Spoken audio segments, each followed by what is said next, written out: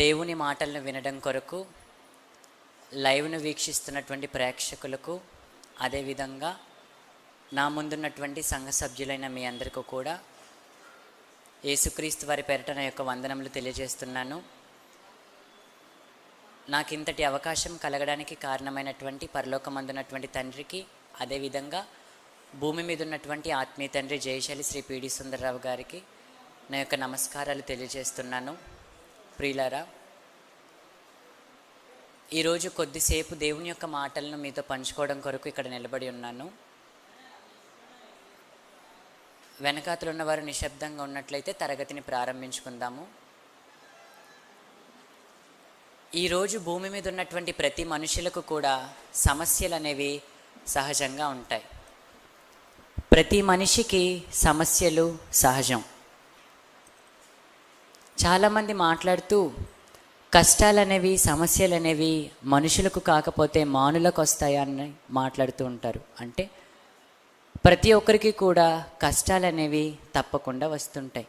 అయితే దేవునిలో ఉన్నటువంటి వారికి ఇలాంటి కష్టాలు మరింత ఎక్కువగా వస్తుంటాయి. ప్రియులారా, ఇదేంటి, దేవునిలో ఉంటే మాకు కష్టాలు, దేవునిలో ఉంటే అసలు కష్టాలు ఉండకూడదు కదా, దేవునిలో ఉంటే జీవితం చాలా ప్రశాంతంగా సంతోషంగా ముందుకు వెళ్ళాలి కదా, దేవుని నమ్ముకున్నందుకు మాకు కష్టాలు ఎందుకు వచ్చాయి అని చాలామంది బాధపడి దేవుని నుండి తొలగిపోయిన సందర్భాలు కూడా లేకపోలేదు. ప్రియులారా,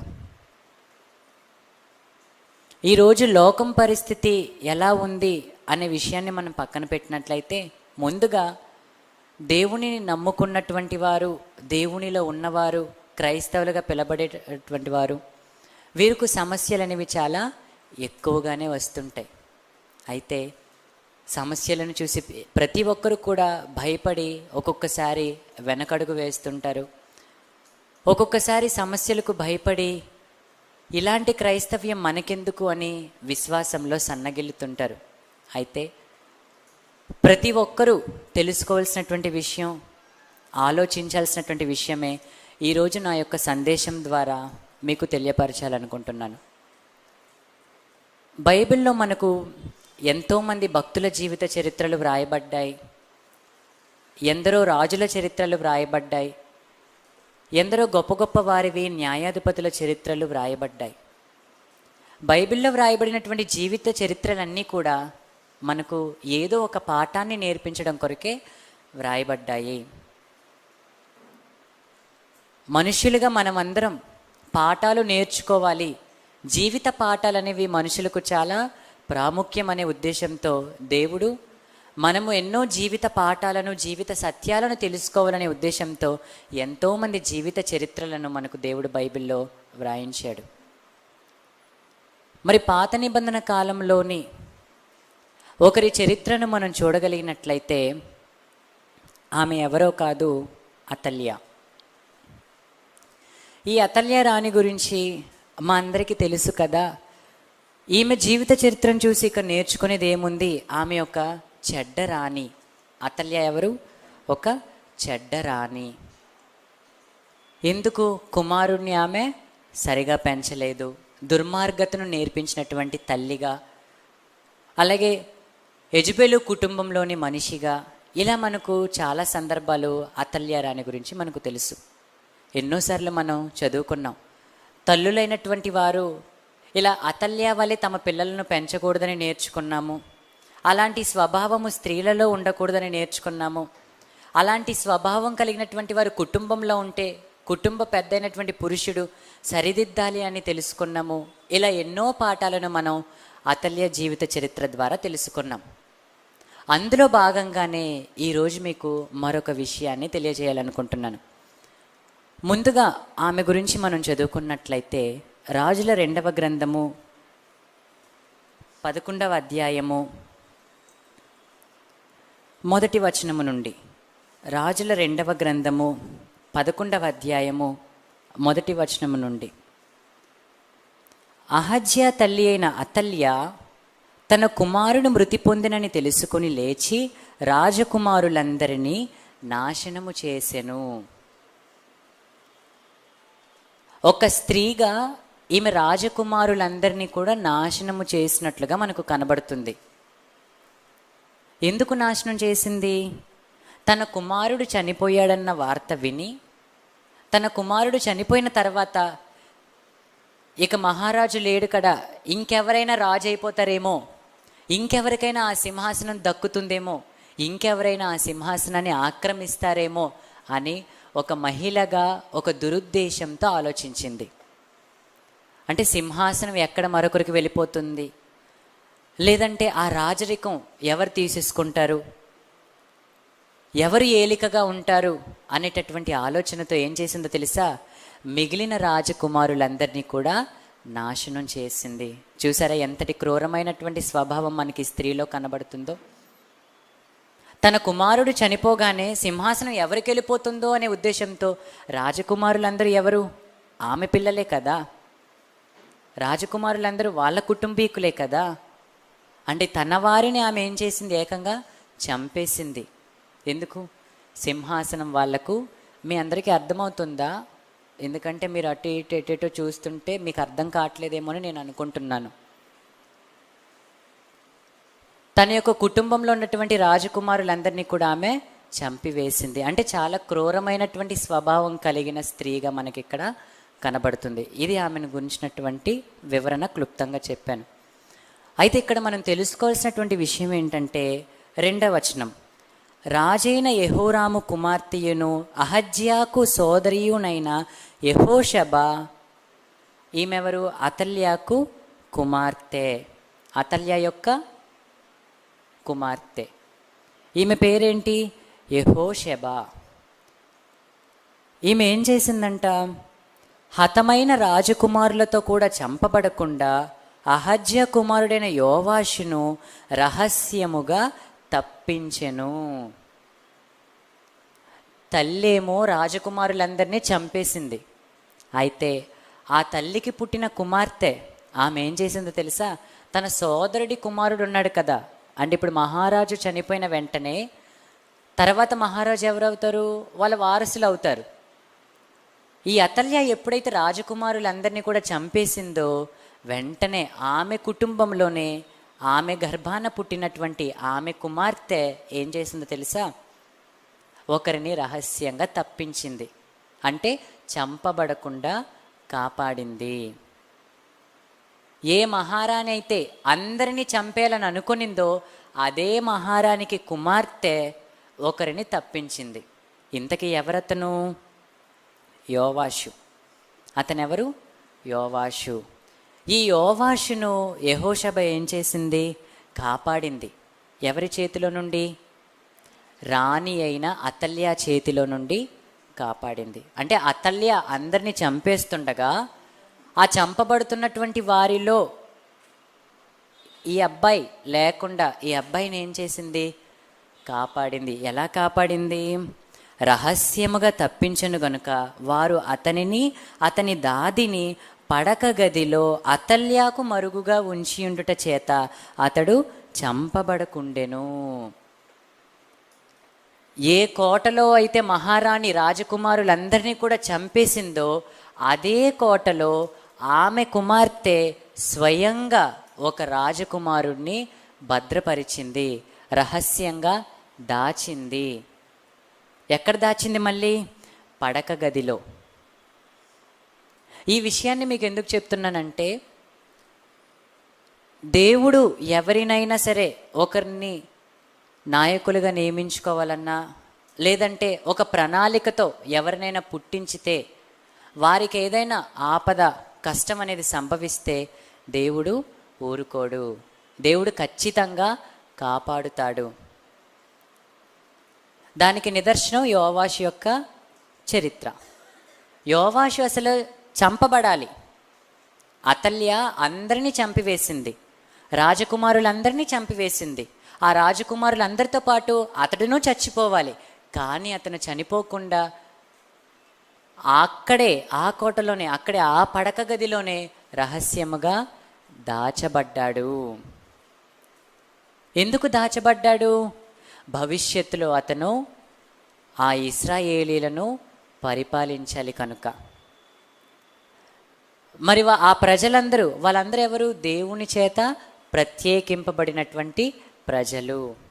మరి దేవుని చేత ప్రత్యేకింపబడినటువంటి ఆ ప్రజలను పరిపాలించుట కొరకే అతను ఆ వరుస క్రమంలో ఉన్నాడు. కాబట్టి అతని చుట్టూ ప్రమాదం పొంచి ఉన్నప్పటికీ, ప్రాణాపాయ స్థితి అంటే ప్రాణం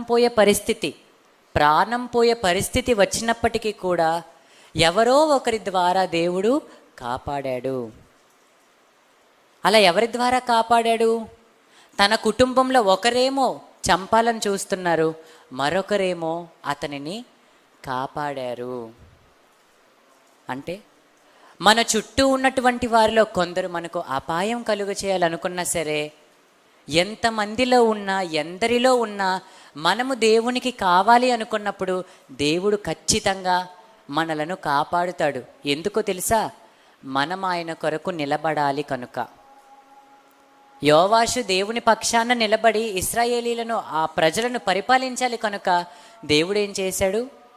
కాపాడాడు. ఆ క్రమములో అతను ఉన్నాడు కనుక అతనిని దేవుడు ఏం చేశాడండి? కాపాడాడు.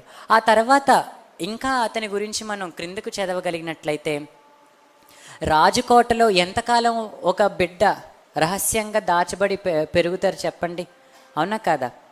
పిల్లలు ఏడుస్తారు. ఎందుకు? ఇక్కడ తాతయ్య గారు క్లాస్ చెప్తుంటారా? ఇక్కడ పిల్లలు ఏడవగానే ఎంత భయపడతాం.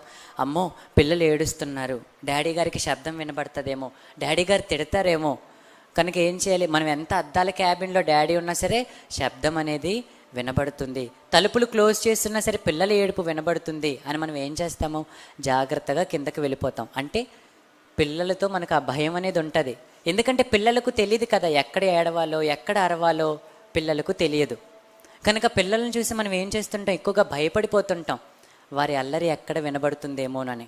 అలాగే యోవాషు పసికందుగా ఉన్నాడు కదా, పసికందుగా ఉన్నటువంటి యోవాషును ఇక ఎక్కువ కాలం అక్కడ మరి దాచలేరు కదా రాజకోటలో. కనుక ఏం చేశారు తెలుసా? యెహోవా మందిరంలో రహస్యంగా పెంచారు. అంటే కోట వేరుగా ఉంటుంది, మందిరం వేరుగా ఉంటుంది. అప్పుడు ఏం చేశారు? యెహోవా మందిరములో రహస్యంగా అతనిని పెంచడం అనేది జరిగింది. అంటే ఎన్ని సమస్యలున్నా ఆ సమస్యల నుంచి, ఆ ప్రాణాపాయ పరిస్థితులలో నుంచి దేవుడు స్వయంగా యోవాషును తప్పించి తన మందిరములో తీసుకొని వచ్చి ఉంచాడు. ఎందుకు? భవిష్యత్తులో అతను ఇశ్రాయేలీలను అంటే దేవుని ప్రజలను, దేవుని పిల్లలను పరిపాలించాలి కనుక, ఆ బాధ్యత అతని మీద ఉన్నది కనుక. అలాగే మరొక సందర్భం మనం ఆలోచన చేసినట్లయితే, మరొక భక్తుడు ఎవరు? మీ అందరికీ ఈ పాటికే గుర్తొచ్చుంటారు. ఎవరు? మోషే గారు. మరి మోషే గారి యొక్క చరిత్రను, మోషే గారి యొక్క పరిస్థితిని మనం ఆలోచన చేసినట్లయితే, మోషే గారు పుట్టినాటికి అక్కడ ఉన్నటువంటి పిల్లలందరినీ కూడా చంపేయాలనేటటువంటి ఆజ్ఞ అయితే అక్కడ జారీ అయింది. ఇక్కడ అతల్య అయితే ఏకంగా రాజకుమారులందరినీ కూడా చంపేసింది. ఎందుకు? ఎవరైనా రాజు అయిపోతారేమో, ఎవరికి ఆ సింహాసనం వెళ్ళిపోతుందేమో అనేటటువంటి ఉద్దేశంతో. అలాగే మోషే గారి సందర్భంలో కూడా అక్కడ పుట్టినటువంటి పిల్లలందరినీ కూడా చంపించేయాలనేటటువంటి ఆజ్ఞ బయలుదేరింది. ప్రతి ఇంటిలో ఉన్నటువంటి పిల్లలను చంపేస్తున్నారు. అలాంటి పరిస్థితిలో ఏకంగా మోషే గారిని దేవుడు కాపాడి ఎక్కడుంచాడు? ఏ రాజకోటలోనైతే చిన్న పిల్లలను చంపేయాలి అనేటటువంటి ఆజ్ఞ బయలుదేరిందో అదే రాజకోటలో మోషే గారు చక్కగా పెరిగారు. ఎవరి ద్వారా? రాజకుమార్తె ద్వారా, ఫరో యొక్క కుమార్తె ద్వారా. అక్కడేమో అతల్యా కుమార్తె ద్వారా ఆ శిశువు రక్షింపబడ్డాడు, ఇక్కడేమో ఫరో కుమార్తె ద్వారా ఈ శిశువు రక్షింపబడ్డాడు. అంటే రాజకుటుంబీకులలోనే, రాజాజ్ఞ బయలుదేరిన ఆ కుటుంబంలోనే ఎవరో ఒకరి ద్వారా దేవుడు తనకు కావలసినటువంటి వారిని రక్షిస్తున్నాడు. రాణి ఆజ్ఞ బయలుదేరిన ఆ కుటుంబంలో అదే రాణి కుమార్తె ద్వారా ఒక శిశువు రక్షింపబడితే, రాజాజ్ఞ బయలుదేరిన ఈ కుటుంబంలో అదే ఫరో కుమార్తె, రాజకుమార్తె ద్వారా మరొక శిశువు రక్షింపబడ్డారు. అతనే మోషే. ఆ మోషే గారు ఏకంగా ఆ కోటలోనే పెరిగాడు, ఫరో కోటలోనే పెరిగాడు. ఆ సింహాసనానికి వారసుడు అన్నంతగా అతను పెరిగాడు. ఫరో యొక్క కుమార్తెకు కుమారుడు అంటే మాటలు కాదు కదండి, అంతేనా కదా? వారసులు, సింహాసనానికి అర్హులు, అంత గొప్ప స్థానంలో అతను పెరిగాడు. అలాంటి వాతావరణంలో మోషే గారు పెరగడం అనేది జరిగింది. అలాగే యోసేపు గారి సందర్భం మనం ఆలోచన చేసినట్లయితే, యోసేపు గారు శిశువుగా ఉండడం కంటే ఒక యవ్వన ప్రాయంలోనికి వచ్చారు. ముందు మనం తెలుసుకున్నటువంటి 2 సందర్భాల్లో కూడా పిల్లలుగా ఉన్నప్పుడు కాపాడబడటం. ఇప్పుడు యోసేపు గారు ఆయన యవ్వన ప్రాయంలో ఉన్నారు. మరి యవ్వన ప్రాయంలో ఉన్నటువంటి యోసేపు గారికి చుట్టూ కూడా ఏమున్నాయి? సమస్యలు. యోసేపు గారికి చుట్టూ సమస్యలు ఉన్నాయి. ఏంటా సమస్యలు? అతను ఎవరి దగ్గర అయితే పని చేస్తున్నాడో, ఎవరి దగ్గర అయితే పెరుగుతున్నాడో, ఆ యొక్క యజమానుని భార్య ఏకంగా యోసేపు గారి మీద పెద్ద నింద వేసింది. మోషే గారు, యోవాషు వాళ్ళైతే పసిపిల్లలుగా ఉన్నారు కాబట్టి అప్పుడు చంపేయాలనుకున్నారు. ఇక్కడ యోసేపు గారి పరిస్థితి ఏంటి? యవ్వనంలో ఉన్నాడు. అందులోనూ ఒక అధికారి భార్య నింద వేసినప్పుడు ఇక అతని ప్రాణం ఖచ్చితంగా పోతుంది. అంటే అది కూడా ప్రాణాపాయ పరిస్థితి, అంటే ప్రాణం పోయేటటువంటి పరిస్థితి. అలాంటి పరిస్థితిలోనూ యోసేపు గారు దేవుని యందలి భయభక్తులు కలిగి ఉన్నారు కనుక యోసేపు గారు కాపాడబడ్డారు. ప్రాణాపాయ స్థితి నుండి కాపాడబడ్డారు. ఆ తర్వాత చెరసాలకు వెళ్ళారు. చెరసాలలో ఉన్నప్పుడు కూడా దేవుని కృప అతనికి తోడై ఉండటం వలన ఏకంగా యోసేపు గారు ఏమయ్యారు? ఏ రాజుకోటలోనైతే, ఏ రాజు దగ్గర అయితే చెరసాలలో ఉన్నారో ఏకంగా అతని దగ్గరే ఒక ఉన్నతమైనటువంటి స్థానాన్ని పొందుకోగలిగాడు. ఒక ఉన్నతమైనటువంటి స్థానంలో ఒక గొప్ప అధికారిగా అతను మారగలిగాడు. ఈ 3 జీవిత చరిత్రలను, ఈ 3 జీవిత చరిత్రలను మీకు ఎందుకు ఇప్పుడు నేను చెప్పానంటే, ఈరోజు క్రైస్తవులుగా ఉన్నటువంటి ప్రతి ఒక్కరికి కూడా ఏదో ఒక సమస్య అనేది ఎవరో ఒకరి వలన వస్తూనే ఉంటుంది. ఎందుకంటే క్రైస్తవుడు అయినందుకు బాధ అనుభవించక తప్పదు. క్రైస్తవుడు అంటేనే అగ్ని వంటి మహాశ్రమలు అనేవి వస్తూనే ఉంటాయి. స్వజనుల వలన వస్తాయి, అన్యజనుల వలన వస్తాయి, సహోదరుల వలన వస్తాయి, కపట సహోదరుల వలన వస్తాయి, సొంత ఊరిలో ఉన్నవారి వలన వస్తాయి, పరాయి వాళ్ళ వలన వస్తాయి. పౌలు గారి శ్రమలు మనందరికీ తెలుసు కదండి. పౌలు గారు ఎవరు? క్రైస్తవుడు. ఎన్ని శ్రమలు అనుభవించాడు చెప్పండి? అంటే క్రైస్తవులైనందుకు ఖచ్చితంగా ఎవరో ఒకరి వలన సమస్యలు అనేవి వస్తూనే ఉంటాయి. అలాంటి సమస్యలకు గనుక మనము భయపడి, అలాంటి సమస్యలకు బాధపడి దేవుని నుండి మనం దూరం అయిపోతే మనము మంచి భవిష్యత్తును కోల్పోతాము. ఇది ప్రతి ఒక్కరూ, క్రైస్తవులైన ప్రతి ఒక్కరు కూడా ఈ విషయాన్ని తెలుసుకోవాలి. నాకే ఎందుకు ఇన్ని నిందలు వస్తున్నాయి, నాకే ఎందుకు ఇన్ని అవమానాలు వస్తున్నాయి అని ఏ ఒక్కరు కూడా అనుకోకూడదు. అలా అనుకుంటే యోసేపు గారు గొప్పవారు అవుతారా చెప్పండి? యోసేపు గారు ఆ అవమానాలకు, ఆ నిందలకు భయపడి కృంగిపోతే, దేవుని నుండి, విశ్వాసం నుండి తొలగిపోతే అతను ఒక మంచి భవిష్యత్తును చూడగలడా? చూసుండేవాడా? ఆలోచించండి. ఎందుకు భయపడుతున్నాం? ఎందుకు క్రైస్తవులు వెనకడుగు వేస్తున్నారు? ఈరోజు సమాజంలో చూస్తే క్రైస్తవుల పైన ఎన్నో దాడులు జరుగుతున్నాయి. అది మనందరికీ తెలుసు. క్రైస్తవుల పైన దాడి జరుగుతున్నాయి కనుక క్రైస్తవ్యాన్ని వదిలివేస్తామా? క్రైస్తవ్యానికి అనేక శ్రమలు కలుగుతున్నాయి కనుక క్రైస్తవ్యం నుండి మనం దూరమైపోవాలా? క్రైస్తవ్యాన్ని విడిచిపెట్టేయాలా? ఆలోచించండి ఒక్కసారి. మనమైతే తండ్రి గారి మాటల వలన, మన ఆత్మీయ అన్నయ్యల మాటల వలన మనం బలపడుతున్నాం. కానీ మిగిలిన క్రైస్తవులైతే, మరొకరైతే ఇలాంటి శ్రమలలో, ఇలాంటి ఇబ్బందులలో నిలబడగలరా? ఒక్కసారి ఆలోచించండి. ఇంత వాక్యం తెలిసిన మనమే ఒక్కొక్కసారి బాధపడి కృంగిపోయి వెనకడుగు వేస్తుంటాం. దేవుని పని నుండి మనము తొలగిపోతుంటాం. ఇది తప్పకుండా అందరూ కూడా ఒప్పుకోదగినటువంటి వాస్తవం. ఎందుకంటే నేను కూడా ఎన్నోసార్లు ఎన్నిటికో భయపడి దేవుని పనికి వెనకడుగు వేసిన సందర్భాలు లేకపోలేదు వాక్యం తెలిసి తెలియని రోజుల్లో. అంటే ప్రతి ఒక్కరూ క్రైస్తవులైన తర్వాత ఈ శ్రమలు, ఈ ఇబ్బందులు కలిగినప్పుడు ఖచ్చితంగా వెనకడుగు వేస్తారు. నాకే ఎందుకు ఇలా జరుగుతున్నాయి అనుకుని బాధపడతారు. కానీ అలాంటి బాధలు మనము పడకూడదు. అలాంటి బాధలలో కూడా మనము ధైర్యంగా ఉండాలి. ఎందుకు తెలుసా?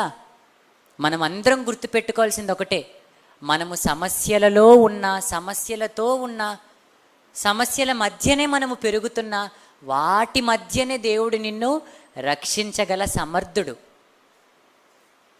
ఎవరూ లేనప్పుడు రక్షించగలరా ఎవరైనా? ఇప్పుడు ఒకరి గొప్పతనం తెలియాలనుకోండి, నీ మీద నాకు ప్రేమ ఉంది అని మాటల్లో చెప్తే సరిపోతుందా? నలుగురు నిన్ను చుట్టుముట్టి కొడుతున్నప్పుడు నేను వచ్చి నిన్ను కాపాడితేనే నా గొప్పతనం ఏంటో నీకు తెలుస్తుంది. అంటే నా గొప్పతనం తెలియాలంటే నీకు ఏదో ఒక ఇబ్బంది కలగాలి, ఆ క్షణంలో నేను రావాలి, నిన్ను రక్షించాలి. అప్పుడు నా యొక్క గొప్పతనం, నా యొక్క ప్రేమ అనేది నీకు తెలుస్తుంది. మరి దేవుని గొప్పతనం తెలియాలన్నా, దేవుని ప్రేమ తెలియాలన్నా, ఆయన మన పట్ల చూపిస్తున్నటువంటి అపారమైనటువంటి ప్రేమ మనకు తెలియాలన్నా, మనకు ఖచ్చితంగా ఈ సమస్యలు అనేవి రావాలి. సమస్యలు వస్తేనే దేవుని ప్రేమ మనకు అర్థమవుతుంది. సమస్యలు వస్తుంది కనుక మనము బాధపడకూడదు. యోవాషు ఎంత చిన్నవాడు చెప్పండి, అభం శుభం తెలియని పసివాడు. అతనిని ఏకంగా చంపేయాలని ఆజ్ఞ బయలుదేరింది. ఆజ్ఞ బయలుదేరటమేంటి, ఏకంగా రాని అందరిని చంపేసింది కూడా, తన తోటి వారిని. అంటే తన వారినే చంపుకునేటటువంటి వారు కూడా సమాజంలో ఉంటారా? ఉంటారు. తన వారి యొక్క క్షేమాన్ని చూసి సహించలేని, ఓర్వలేని వారు ఉంటారా సమాజంలో? ఖచ్చితంగా ఉంటారు. తమ వారిని చూసి ఓర్వలేని వారు సమాజంలో ఉన్నప్పటికీ మనం ఏం చేయాలో తెలుసా? దేవుని పట్ల నమ్మకం కలిగి, నాకు నా దేవుడు ఉన్నాడు, నా దేవుడు ఉండగా నాకు భయం ఎందుకు? దేవుడు నన్ను కాపాడగలడు. ఎలాంటి పరిస్థితిలో ఉన్నాయినా సరే. ఇప్పుడు యోవాషు తనకు తానుగా పరిగెట్టి వెళ్ళిపోగలడా? తనకు తానుగా పరిగెట్టి పారిపోగలడా? ఒక శిశువు పారిపోగలడా? మోషే గారు పారిపోగలరా? చిన్న శిశువు చంపేస్తారు, వాళ్ళకు వాళ్ళు పారిపోగలరా చెప్పండి? లేదు కదా. ఖచ్చితంగా ఆ సమస్యల మధ్యనే వాళ్ళు ఉండాలి. ఆ సమస్యల మధ్యనే వారి జీవితం అనేది ముడిపడి ఉంది. అవునంటారా కాదంటారా? ఒక్కసారి ఆలోచించండి.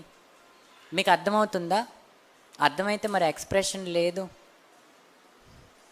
తల ఊపాలి కదా. యోవాషు గారు కానివ్వండి, అలాగే మోషే గారు కానివ్వండి, వీళ్ళు చిన్న పిల్లలు. వాళ్ళు సమస్యలను చూసి పరిగెట్టి పారిపోగలరా? లేదు కదా. ఖచ్చితంగా ఆ సమస్యల మధ్యే ఉండాలి. ఆ సమస్యలు, తమ చుట్టూ సమస్యలున్న అక్కడే ఉండాలి. మరి వారు ఎలా కాపాడబడతారు? ఎలా కాపాడబడతారు? దేవుడు కాపాడుతాడు. వాళ్ళు ఎంత చిన్న పిల్లలైతే ఏంటి, వాళ్ళు సమస్యల్లో ఉండగానే, వాళ్ళకు ప్రాణాపాయ స్థితి కలుగగానే వారిని ఎవరు కాపాడారు? దేవుడు కాపాడాడు. అలాగే యోసేపు గారు ఎలా పారిపోగలడు? ఎటు చూసినా భటులే ఉంటారు, పైగా నింద పడిపోయింది. అమ్మో నాకు ఇంత నింద పడిపోయిందని అతను అనుకున్నాడా? మనమైతే ఏం చేస్తాం? నేను ఇంతటి గొప్ప వ్యక్తులము, మా మీద నింద పడిపోయిందా? ఇలాంటి నిందలు భరించడం కంటే అసలు మేము ఇక్కడికి రాకుండా ఉండడమే చాలా మంచిది, ఉత్తమం అని ఇలాంటి ఆలోచనల్లో కూడా ఉంటారు, ఉన్నాము కూడా. అంటే ఎందుకు? మనకు వాక్యం అనేది సరిగా తెలియకపోవటం వలన, వాక్యంలో మనకు సరైనటువంటి అవగాహన లేకపోవటం వలన, అన్నిటికంటే ముఖ్యంగా దేవుని మీద మనకు నమ్మకం అనేది లేకపోవటం వలన. దేవుణ్ణే కనుక నమ్ముకొని ఆయన పట్ల భయము భక్తి కలిగి ఉంటే ఎలాంటి సమస్యలోనైనా సరే దేవుడు మనల్ని ఖచ్చితంగా కాపాడుతాడు, రక్షిస్తాడు. దేవుడు కాకపోతే ఇంకెవరు రక్షిస్తారు మనల్ని చెప్పండి? పసిపిల్లలుగా ఉన్నటువంటి వారిద్దరిని కూడా దేవుడే రక్షించాడు, దేవుడే కాపాడాడు. అలాగే యోసేపు గారిని కూడా దేవుడే కాపాడాడు. ఎందుకు? వారిపైన ఒక బాధ్యత ఉంది కాబట్టి. ఈ విషయాన్ని మర్చిపోకూడదు. వారి మీద ఒక భారభరితమైనటువంటి బాధ్యత ఉంది. మోషే గారు ఏకంగా ఇశ్రాయేలీల జనాంగాన్ని నడిపించాలి, అలాగే అతల్యాకు మనవుడు, అతనేం చేయాలి? ఇశ్రాయేలు ప్రజలను పరిపాలించాలి. అలాగే యోసేపు గారు కరువు కాలంలో ఆ ఇశ్రాయేలీల మూల పురుషుడిని, ఆ జనాంగాన్ని, వారిని కాపాడాలి. అంటే దేవుని చేత ప్రత్యేకింపబడినటువంటి జనాలను కాపాడటం కొరకు వీళ్ళు పుట్టారు, వీరు కారణ జన్ములు, అందుకొరకు వారు జన్మించారు. కాబట్టి మరి అలాంటి కారణ జన్ములకు సమస్యలుంటే దేవుడు కాపాడడా చెప్పండి? అసలు కోట్ల మందిలో మనల్ని నిలబెట్టాడంటే అది ఎంత కష్టం. తల్లి గర్భంలోనే, ఆ తల్లి గర్భమే ఒక యుద్ధ భూమి లాంటిది. కొన్ని కోట్ల కణాల మధ్యన మనలను నిలబెట్టాడు, మనలను ఎంపిక చేశాడు. అక్కడ కూడా ఉన్నాయి కదా, అక్కడ కూడా మనతో పాటు ప్రయాణిస్తున్నటువంటివి మిగిలిన కణాలు మనల్ని చంపాలని చూస్తాయి. అతల్య ఎలాగైతే తన వారిని చంపాలని చూసిందో, అలాగే తల్లి గర్భంలో కూడా మనల్ని మింగివేయాలని, మనల్ని వెనక్కు నెట్టాలని, మనల్ని తోసేయాలని మిగిలిన కణాలు అనుకోవా చెప్పండి? కానీ అలాంటి పరిస్థితుల్లో కూడా దేవుడు మనల్ని అలా తీసుకొచ్చి నిలబెట్టి భూమి మీదకు రప్పించాడు. ఎందుకు? మన మీద ఆయనకు ఒక నమ్మకం ఉంది. ఏంటో తెలుసా నమ్మకం? వీళ్ళు నా ప్రజలను కాపాడుతారు, వీళ్ళు నా ప్రజలను కాపాడాలి కనుకనే వీరి భూమి మీదకి వచ్చారు అని దేవుడు మన మీద ఎంతో నమ్మకం పెట్టుకొని ఉంటాడు ప్రియులారా. మరి కన్న తండ్రి మన మీద అంత నమ్మకం పెట్టుకున్నప్పుడు మనం ఎందుకు దేవుని మీద అంత నమ్మకాన్ని పెట్టుకోలేకపోతున్నాం? మనం ఎందుకు దేవుని పట్ల అంత నమ్మకం కలిగి బ్రతకలేకపోతున్నాం? తల్లి గర్భంలో మీరెవరైనా నన్నే ఎన్నుకోండి, నన్నే ఎన్నుకోండి, నన్నే నిలబెట్టండి అని మీరు ఎవరైనా అడిగారా? అడగలేదు కదా. తల్లి గర్భంలో మీరు ఎవరైనా సరే తండ్రి నన్నే రప్పించని మీరు ఎవరైనా అన్నారా? లేదు కదా. కానీ దేవుడే మిమ్మల్ని తగిన కాలం ముందు తీసుకొని వచ్చి ఆ తల్లి గర్భం ద్వారా ఈ భూమి మీదకు మనల్ని తెప్పించాడు. అలాగే భూమి మీద జీవిస్తున్నటువంటి ఈ కాలంలో కూడా దేవుడే తగిన కాలం మందు మనల్ని ఒక ఉన్నత స్థితిలో నిలబెడతాడు. అంతవరకు మనకు ఏమొస్తాయి? ఖచ్చితంగా కష్టాలు అనేవి వస్తుంటాయి. ఎవరి వలన వస్తుంటాయి? ఎవరి వలనైనా వస్తుంటాయి. మన అనుకునే వారి వలనే వస్తాయి, మనము నమ్ముకున్న వారి వలనే వస్తాయి, మనతో ఉన్నవారి వలనే వస్తాయి. మరి అతల్య ఎవరు? ఆ శిశువుకి ఏమవుతుంది? సొంత నానమ్మే కదా, తన వాళ్ళే కదా, వాళ్ళ వలనే కదా అతనికి అపాయం వచ్చింది. అంటే ఎవరి వలనైనా నీకు అపాయం వస్తుంది, కానీ దేవునికి నువ్వే కావాలి కాబట్టి సహాయము దొరుకుతుంది, అపాయము వస్తుంది, సహాయము దొరుకుతుంది. సమస్యల్లో ఉన్న, సమస్యలతో ఉన్న, సమస్యల మధ్యనే ఉన్న అక్కడ నుండి దేవుడు నిన్ను రక్షించగలడు. దేవుడు రక్షించాలండి. ఇప్పుడు ఒక గుంటలో పడిపోయాము, కూరుకుపోయాము, సహాయాన్ని ఎక్కడి నుంచి? పక్కన ఎవడు? ఎందుకంటే చుట్టూ కూడా బురదే ఉంటుంది. సహాయం నీకు ఎక్కడి నుంచి రావాలి? ఒక చెయ్యి పైన నుంచి నీకు చేయూతనివ్వాలి. ఒక గుంటలో మీరు పడిపోయారు అనుకోండి, మీకు చేయూత ఎక్కడి నుంచి వస్తుంది? పైన నుండే వస్తుంది. అలాగే ఈ భూమి మీద ఎన్నో సమస్యలతో సతమతమైపోయి వాటిలో ఇరుక్కుపోయినా సరే మీకు సహాయం ఎక్కడి నుండి రావాలి? ఎక్కడి నుండి వస్తుంది? పైన నుండే వస్తుంది. పైన నుంచి ఆయన చెయ్యే మీకు సహాయం చెయ్యాలి. ఎందుకు? మోషే ఒక్కడే కాదు చిన్నపిల్లాడు, మీరందరూ కూడా దేవుని దృష్టికి చిన్నపిల్లలే. మీరందరూ కూడా ఇంకా లోకంలో పండిపోయిన వాళ్ళు కాదు కదా. ఇప్పుడిప్పుడే లోకంలో దేవుని కోసం అడుగులు వేస్తున్నారు. భవిష్యత్తులో మీ మీద ఎంతో భారం ఉంది. ఏంటా భారం?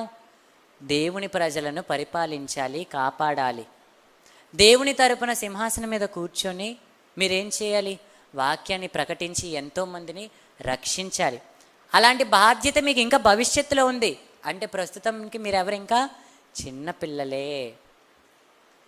మీరు ఇంకా చిన్నపిల్లలే దేవుని దృష్టికి. మరి చిన్నపిల్లలుగా ఉన్నటువంటి మీకు సమస్యలు అనేవి వస్తాయా రావా చెప్పండి? ఖచ్చితంగా వస్తాయి.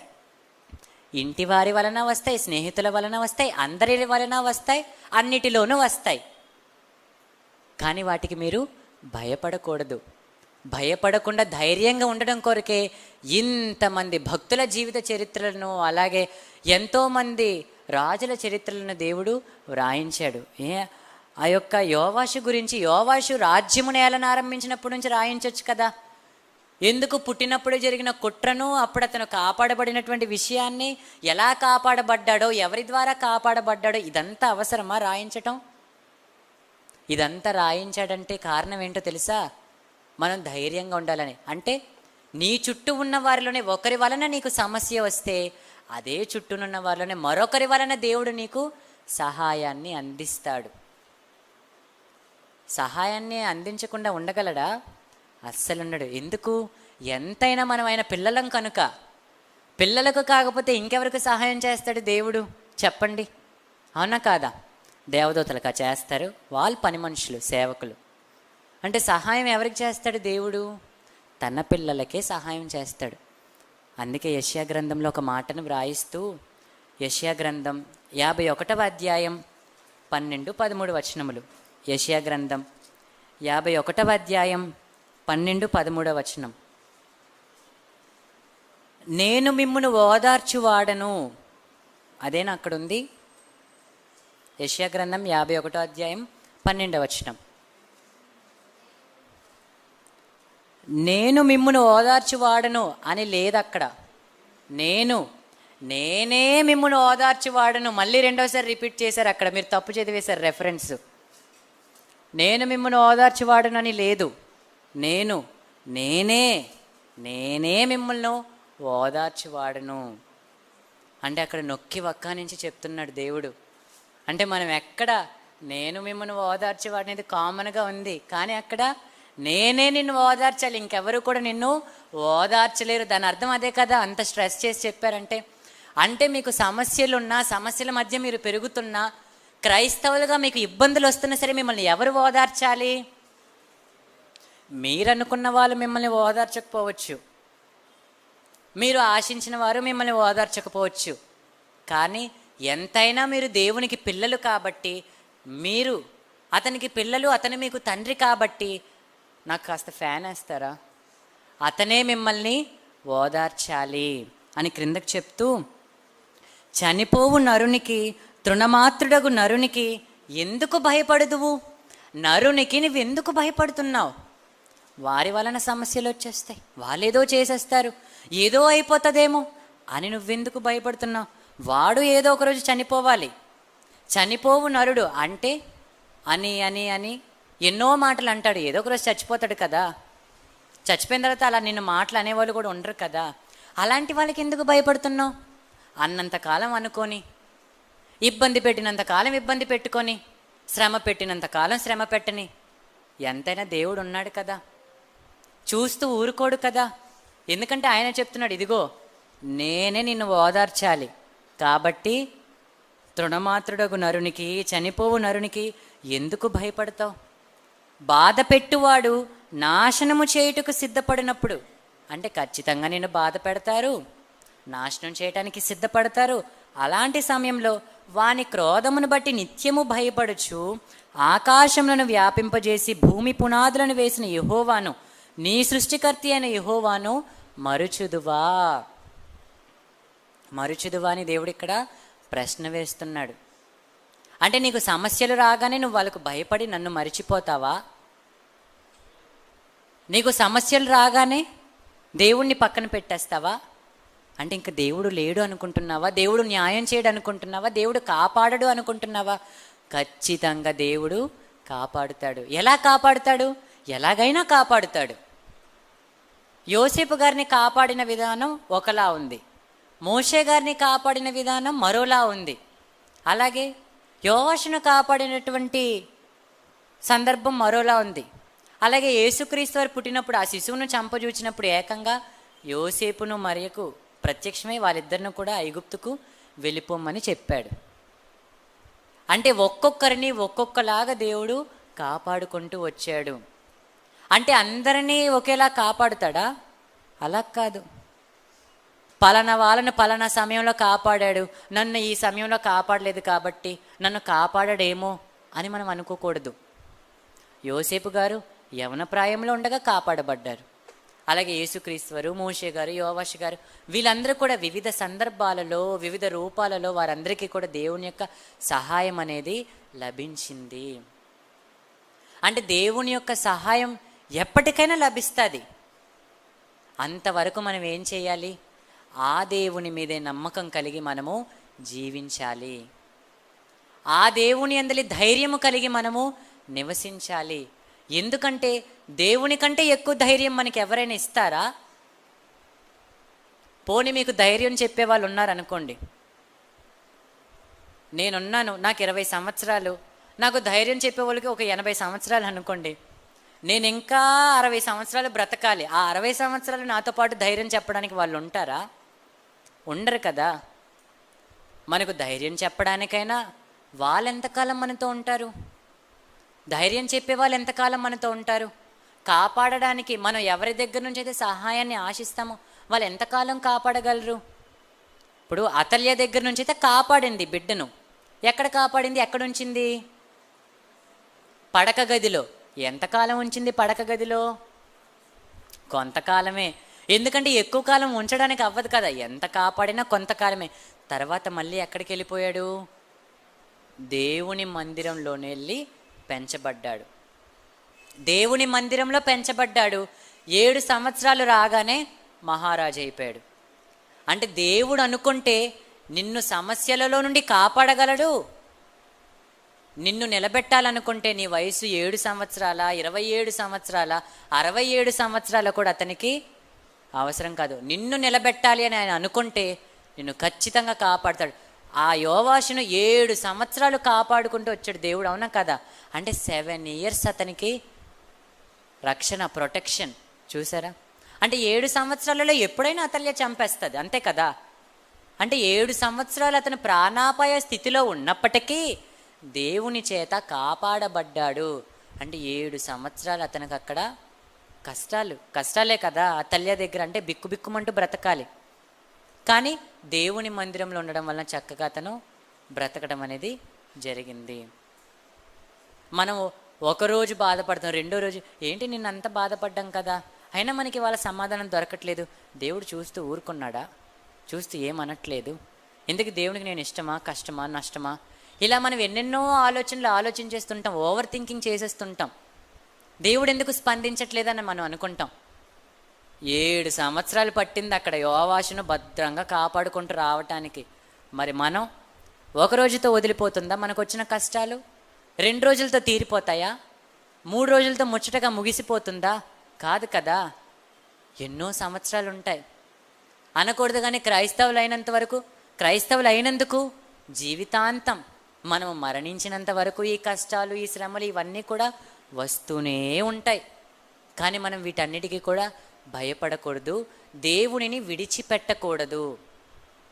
దేవునిని ఇలాంటి కష్టాలలో కూడా విడిచిపెట్టకూడదు అనడానికి మీకు ఒక భక్తుడి యొక్క సందర్భాన్ని చెప్తానండి.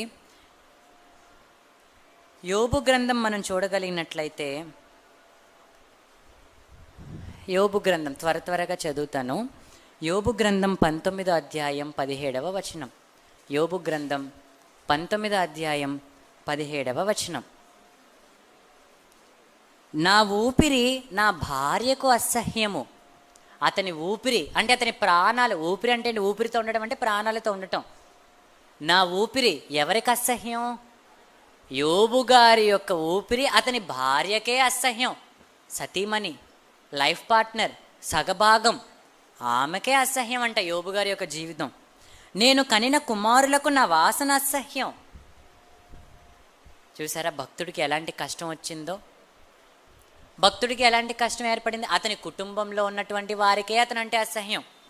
అతని కుటుంబంలో ఉన్నటువంటి భార్యకు, పిల్లలకే అతనంటే పడలేని పరిస్థితి ఇక్కడ యోబు గ్రంథంలో మనకు వ్రాయబడుతుంది. అలాగే 14వ వచనం 16వ వచనం చూస్తే, నా బంధువులు నా యొద్దకు రాకయున్నారు, నా ప్రాణ స్నేహితులు నన్ను మరచిపోయి ఉన్నారు, నా ఇంటి దాసీజనులు నన్ను అన్యునిగా ఎంచెదరు, నేను వారి దృష్టికి పరదేశినై ఉన్నాను.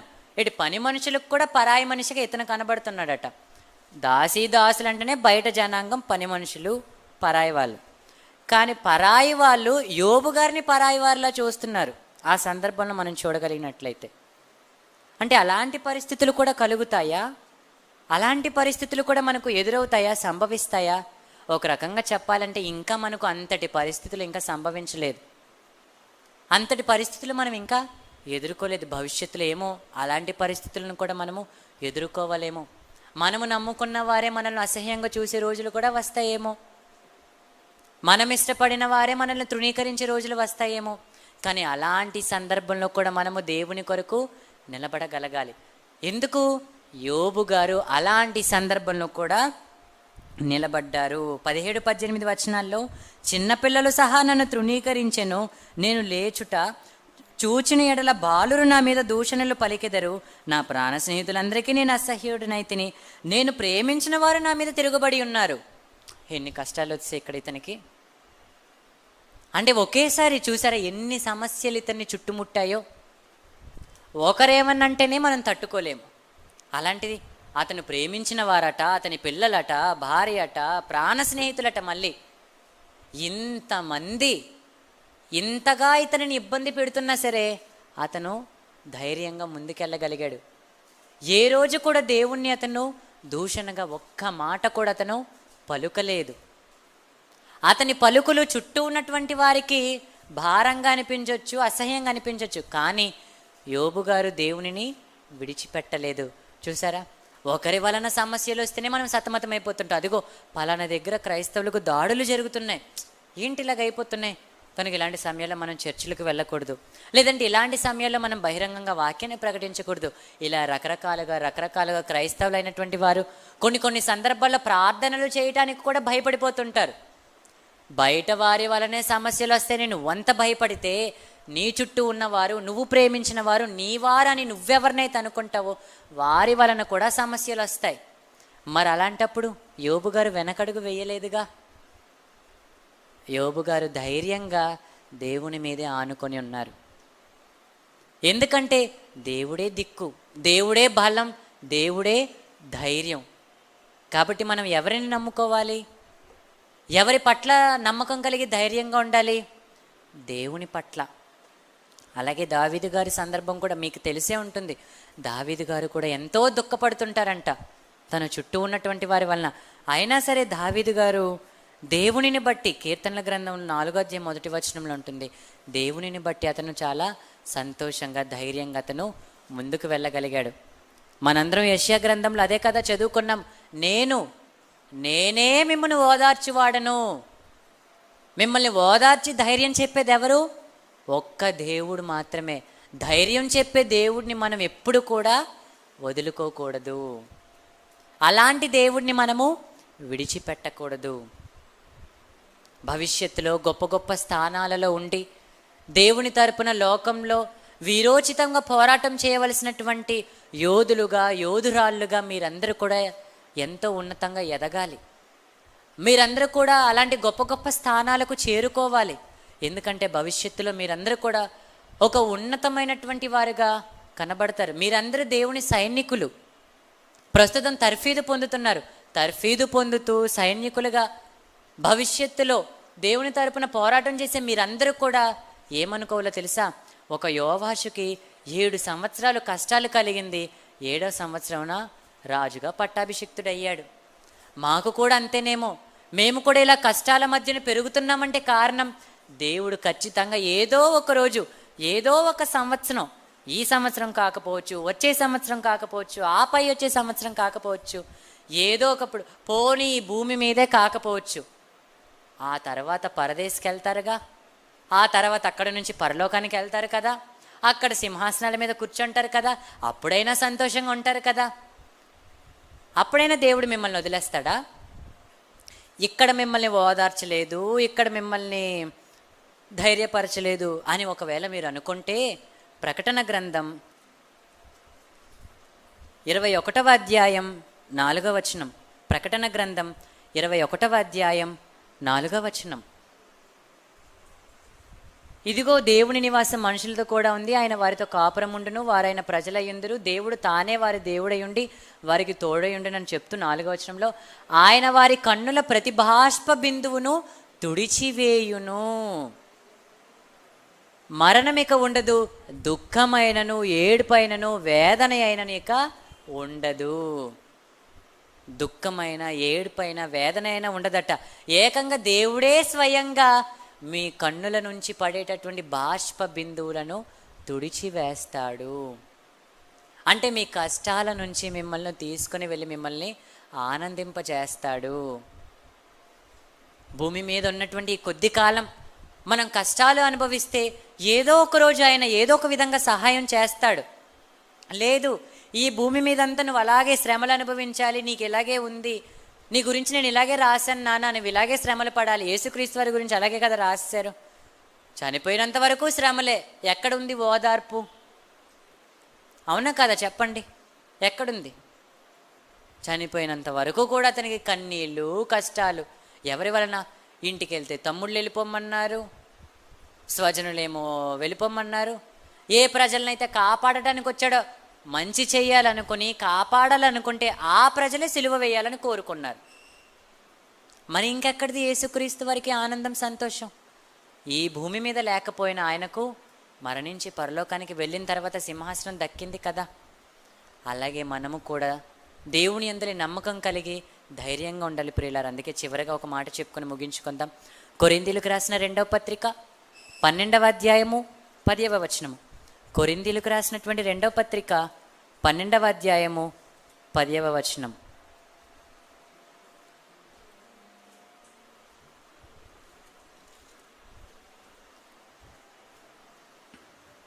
నేనెప్పుడు బలహీనుడనో అప్పుడే బలవంతుడను గనుక క్రీస్తు నిమిత్తము నాకు కలిగిన బలహీనతలలోనూ, నిందలలోనూ, ఇబ్బందులలోనూ, హింసలలోనూ, ఉపద్రవములలోనూ నేను సంతోషించుచున్నాను. నేను ఎందుకు సంతోషిస్తున్నానో తెలుసా? ఉపద్రవాలు వచ్చాయని కాదు, నిందలు వచ్చాయని కాదు, ఇబ్బందులు ఉన్నాయని కాదు, హింసలు ఉన్నాయని కాదు. ఇవన్నీ నాకు ఉన్నాయంటే కారణం ఏంటి? నా దేవుడు ఎప్పటికైనా నాకు చెయ్యందిస్తాడు కనుక, వీటన్నిటి మధ్యలో నుంచి నన్ను కాపాడుతాడు కనుక నేనేం చేయాలి? ఇప్పుడు సంతోషించాలి, అంతే కదా. ఎవరికీ లేని గొప్ప ధైర్యం, ఎవరికీ లేని గొప్ప రక్షణ నా ఒక్కడికే ఉంది.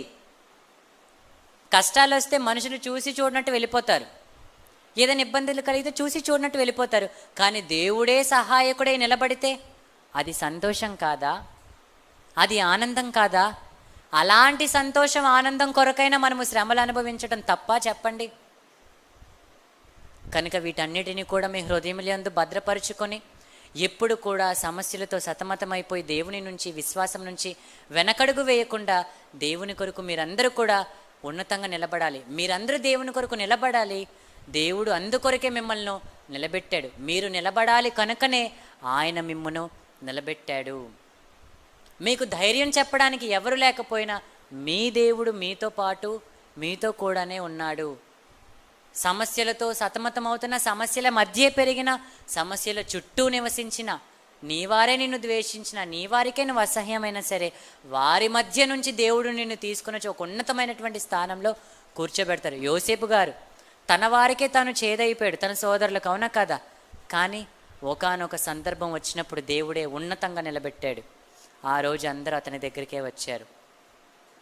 అలాగే మోషే గారి యొక్క సందర్భం కూడా ఆలోచిస్తే, మోషే గారు అన్ని కష్టాలలో ఉన్నప్పటికీ కూడా ఆ ఫరో కోటలోనే పెంచబడ్డాడు.